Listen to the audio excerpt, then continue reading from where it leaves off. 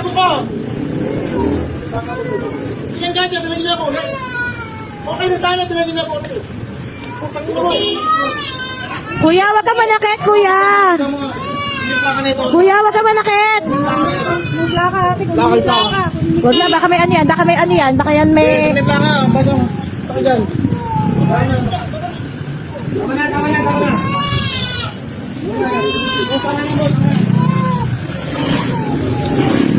Lakaan mo. Lakaan mo? Oo, naglakahan ko.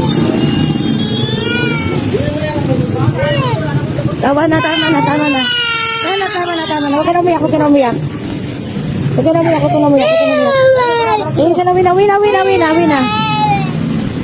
na. Pumasok mo nga. Uwi mo na. Napakasalbahe nun. Napakasalbahe na pa. Tara na. Pasok na dito. Parang dito niya, sabi niya. Oo nga. Ang pesto, sinusuot ko yung mga gamit eh.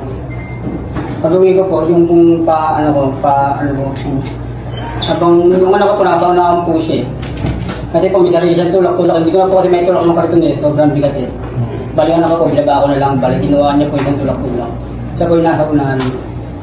Tapos po, siya po, hindi po siya humihinto eh. Nakakita na po, sabi ko po kung ano po siya na, nakainom po siya. Bali po yung bumanggana lang po. Saka lang po siya parang namising na ganito sa kanila po nakita. Buti po, inawi ko po yung anak ko. Hindi ko po inawi. Nasa inapanggana po. Mr. Subo, ano ang masasabi mo sa ginawa? Sa pangyanan ko lang po, pag kano ko po, nagulat na lang po ako, nagkasalubong po kami. Based po sa, sa video po, inaamin ko po yung pagkakamali ko na nasakta ko po siya, wala pong ano doon, inaamin ko po, sa puso po. At inaano ko na hindi na po mangyayari in the future.